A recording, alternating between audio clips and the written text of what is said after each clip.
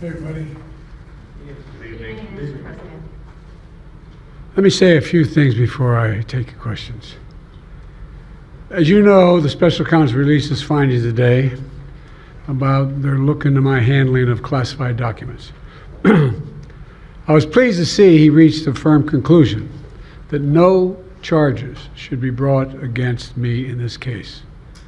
This was an exhaustive investigation going back more than 40 years, even into the 1970s when I was still a new United States Senator. The special counsel acknowledged I cooperated completely. I did not throw up any roadblocks. I sought no delays.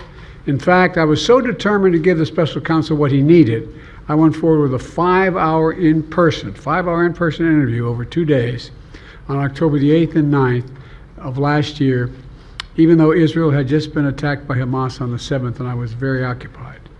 It was in the middle of handling an international crisis.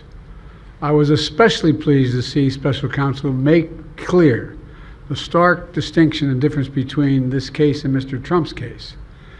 The special counsel wrote, and I quote, "Several material distinctions between Mr. Trump's case and Mr. Biden's are clear," continuing to quote, "Most notably, after given multiple chances to return classified documents to avoid prosecution, Mr. Trump allegedly did the opposite. According to the indictment, he not only refused to return the documents for many months, he also obstructed justice by enlisting others to destroy evidence and then to lie about it. In contrast," he went on to say, "Mr. Biden turned in classified documents to the National Archives and the Department of Justice, consented to the search of multiple locations, including his home, sat for a voluntary interview, and in other ways cooperated with the investigation," end of quote. I've seen the headlines since the report was released about my willful retention of documents. These assertions are not only misleading, they're just plain wrong. On page 215, if you had a chance, I know it's a thick document. On page 215, the report of the special counsel found the exact opposite. Here's what he wrote.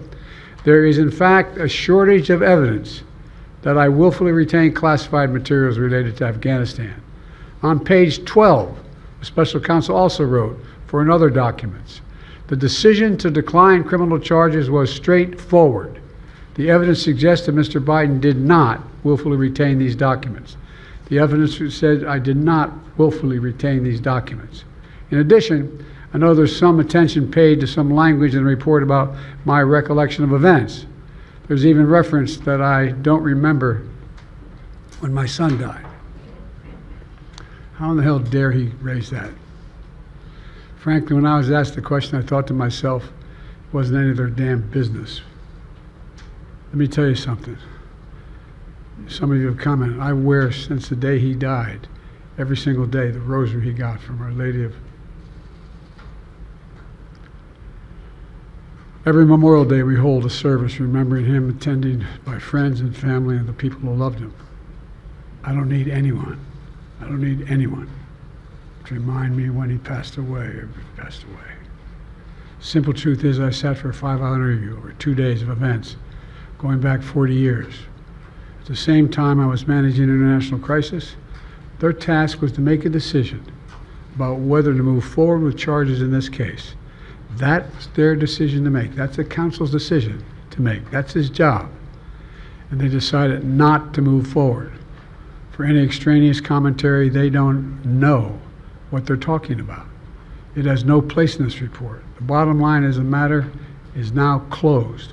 I'm going to continue what I've always focused on, my job of being President of the United States of America. Now, thank you, and I'll take some questions. President Biden, something the special counsel said in his report is that one of the reasons you were not charged is because, in his description, you are a well-meaning elderly man with a poor memory. I'm well-meaning, and I'm an elderly man, and I know what the hell I'm doing. I've been president, and I put this country back on its feet. I don't need his recommendation. It's totally How bad is your memory, and can you continue as president? My memory is so bad I let you speak. That's Do you feel your memory has gotten worse, Mr. No, look, President? my memory is not good. My memory is fine. My memory, take a look at what I've done since I become president. None of you thought I could pass any of the things I got passed. How'd that happen? You know, I guess I just forgot what was going on. Mr. President, Voters have concerns about your age. How are you going to assuage them? And do you fear that this report is only going to fuel further concerns about your age? Only by some of you. Mr. You were clear of criminal Mr. liability President. today. Mr. President. Do you take responsibility for at least being careless with classified material? I take responsibility for not having seen exactly what my staff was doing. It goes in and points out things that appeared in my garage, things that came out of my home, things that were moved not by me, but my staff.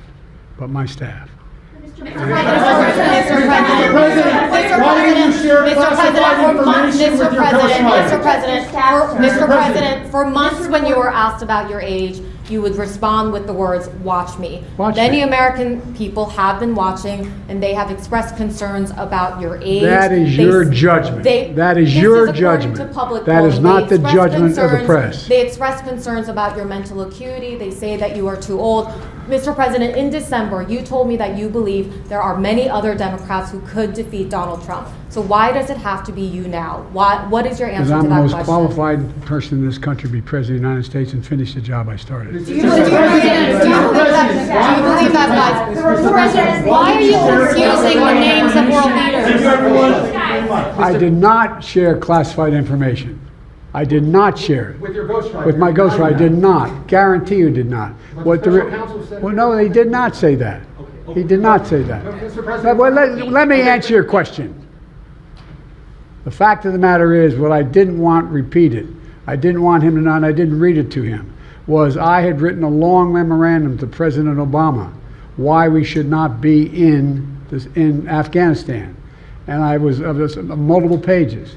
And so what I was referring to, I said classified. I should have said should be private because it was a contact between the president and the vice president as to what was going on. That's what he was referring to. It was not classified information in that document. That was not classified.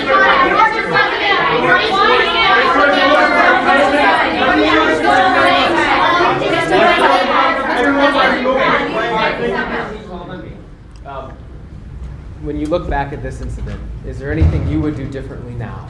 And do you think that a special prosecutor should have been appointed in the first place in both of these cases? First of all, what I would have done is oversee the transfer of the material that was in my office, in my offices. I should have done that.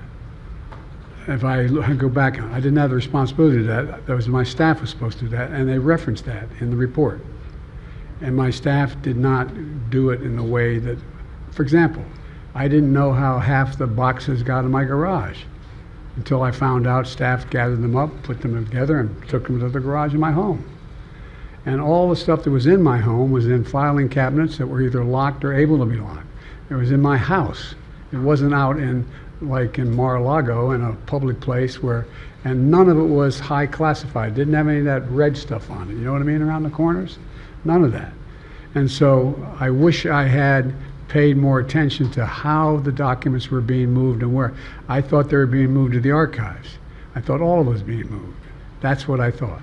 Now, what was the last part of your question? Whether a special counsel should have been appointed in this case and in the case of your rival, former President I Trump? think a special counsel should have been appointed. And the reason I think a special counsel should have been appointed is because I did not want to be in a position that they looked at Trump and weren't going to look at me, just like they looked at the vice president. And the fact is they made a firm conclusion. I did not break the law, period. Thank you all very, very much.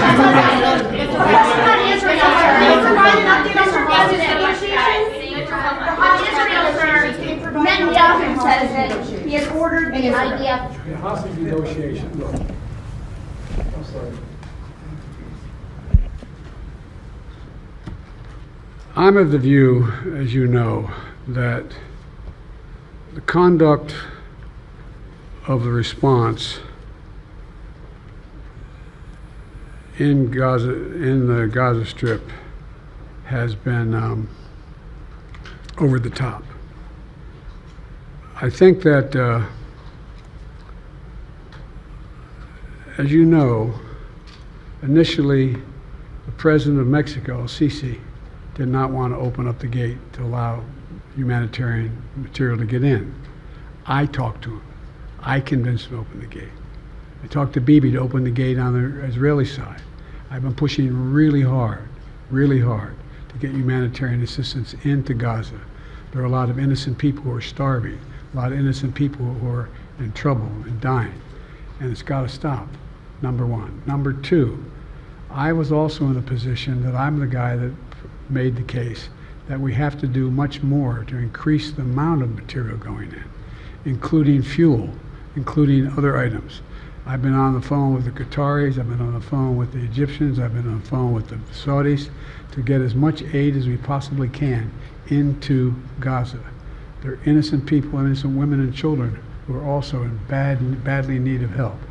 And so that's what we're pushing. And I'm pushing very hard now to deal with this hostage ceasefire because, I've been working tirelessly in this deal. How can I say this without revealing it? To lead to a sustained pause in the fighting, in the actions taking place in the Gaza Strip. And because I think if we could get the delay for that, the initial delay, I think that we would be able to extend that so that we could increase the prospect that this fighting in Gaza changes. There's also negotiations. You may recall, in the very beginning, right before Hamas attacked, I was in contact with the Saudis and others to work out a deal where they would recognize Israel's right to exist, make them part of the Middle East, recognize them fully in return for certain things that the United States would commit to do. And the commitment that we were proposing to do related to two items. I'm not going to go in detail, but one of them was to deal with the protection against their arch enemy to the northwest, northeast, I should say. The second one, by providing ammunition and material for them to defend themselves. Coincidentally, that's the time frame when this broke out. I have no proof what I'm about to say, but it's not unreasonable to suspect that the Hamas understood what was about to take place and wanted to break it up before it happened. Mr. President,